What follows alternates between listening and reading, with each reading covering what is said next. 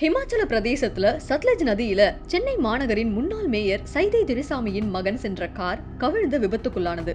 இதுல மாயமான வெற்றி துரைசாமியை தேடும் பணி தீவிரமா நடந்து வருது.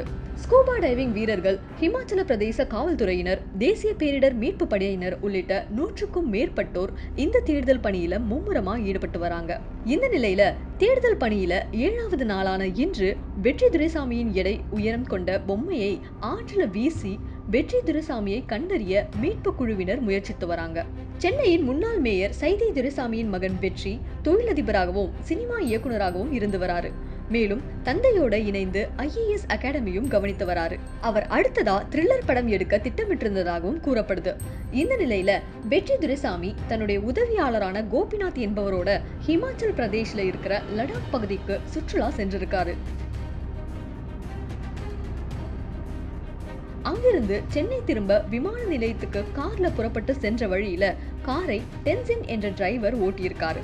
அந்த கார் கஷாங் நலா என்ற மலைப்பகுதியில வந்து கொண்டிருந்தப்போ பாறை ஒன்று உருண்டு வந்து மோதியதாகவும், இதனால கார் டிரைவரின் கட்டுப்பாட்டை இழந்து 200 அடி பள்ளத்தாக்கு பகுதியில விழுந்ததோட அருகே ஓடிக்கொண்டிருந்த சட்லஜ் நதிக்குள்ள மோதி விழுந்ததா கூறப்படுது.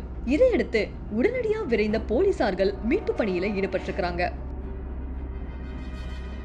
அதுல கார் சுக்குநூறாக நொறுங்கி இருக்க டிரைவர் சீட் பெல்ட் அணிந்தபடியே இறந்து கிடந்தாரு. பிறகு உயிருக்கு போராடி கொண்டிருந்தபடி படுகாயத்தோட பள்ளத்தாக்கு பகுதியில இருந்து வெற்றியின் உதவியாளர் கோபிநாத் மீட்கப்பட்டு சிகிச்சைக்காக மருத்துவமனையில அனுமதிக்கப்பட்டிருக்கிறாரு. ஆனா கார்ல பயணித்த வெற்றி துரைசாமியை மட்டும் இன்னும் காணல. இதைத் தொடர்ந்து தேடுதல் பணியை தீவிரப்படுத்தியிருந்தாங்க. அதன்படி வெற்றி துரைசாமியின் செல்போன், ஷூட்கேஸ் உள்ளிட்ட உடைமைகள் கண்டறியப்பட்டிருக்கு. மேலும் சட்லஜ் நதியை ஒட்டிய பகுதியில இருக்கிற பாறை இடுக்குகள்லயும் தீவிரமா தேடி வராங்க.